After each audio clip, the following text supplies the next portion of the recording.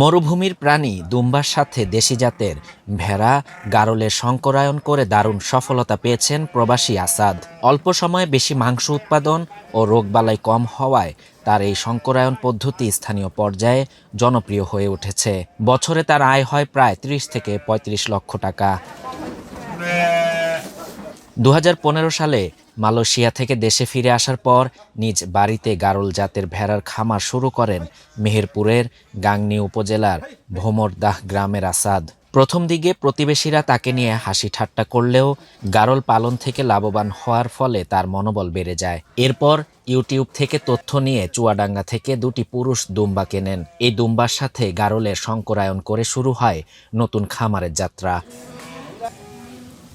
সরকারি সহযোগিতা ও সহজ ঋণ সুবিধা পেলে তিনি তার খামারকে আরও বৃহৎ আকারে গড়ে তুলতে চান, যা মেহেরপুরের পশুপালন শিল্পকে নতুন উচ্চতায় নিয়ে যাবে বলে আশা তার। টাকা কিছু দরকার, এই কোম্পানির কাছে সরকারের কাছে লোন চাইতে গেলে ব্যাংকের লোক লোন দিচ্ছে না। হ্যাঁ, সব মিলে আমাদের সহযোগিতা করা বলতে না, সহযোগিতা বলতে আল্লাহ সহযোগিতা বলতে আমরা পরিশ্রম করছি, খাইছি, এই অবস্থা।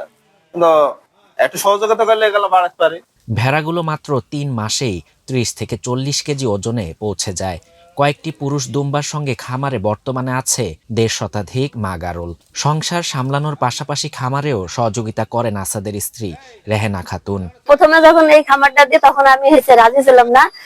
এই যে আমার এইটা বাচ্চা মানে মনে করেন হইলে আমি এগুলা গোসল করাই, খাওয়াই, এই যে বাচ্চাকে চিকিৎসা দিই, এগুলো আমি করি। সরকার থেকে মনে করেন কিছু যদি আমরা পাই আরো উন্নতি হতে পারবো। এই খামারে কয়েকজনের কর্মসংস্থানের ব্যবস্থা করেছেন খামারি আসাদ। পাশাপাশি তার সফলতায় সংকরায়ন পদ্ধতিতে খামার গড়তে উৎসাহী হয়েছেন অনেকেই। আসাদে খামারে কাজ করছে ২১ সাল থেকে। এখান থেকে আমার বেতন পাই, সংসার চলে যাচ্ছে, আল্লাহর রহমতে ভালোই আছি। গ্রামের আমরা প্রান্তিক চাষি, সেই সূত্রে আমাদের যদি সরকারের তরফ থেকে বা সরকার পক্ষ থেকে, যেমন ধরেন যে ব্যাংক এবং প্রাণী সম্পদ যে অধিদপ্তর আছে, এই বিভাগগুলো থেকে যদি আমরা সাহায্য সহযোগিতা পাইতাম, তাহলে আমরা এক পর্যায়ে আমাদের দেশি ভেড়া এবং গাড়ল থেকে ভালো মানে ডেভেলপ করতে পারতাম। আমরা দুম্বা দিয়ে ক্রস করি এবং দুম্বায় রূপান্তরিত করতে।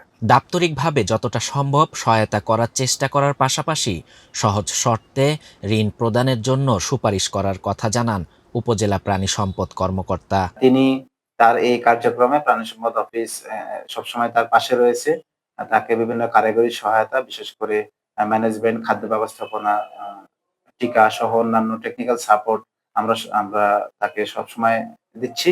এর পাশাপাশি তিনি যেন সফট লোন পান এবং এই খামারটি আরো সম্প্রসারণ করতে পারেন, সেই জন্য বিভিন্ন সরকারি তফসিলিভুক্ত ব্যাংক এবং সরকারের অন্যান্য দপ্তরের সঙ্গে আমরা তাকে লিয়াজো করে দেওয়ার চেষ্টা করছি, যেন তিনি ভবিষ্যতে তার এই প্রযুক্তি আরো সারা দেশব্যাপী ছড়িয়ে দিতে পারেন।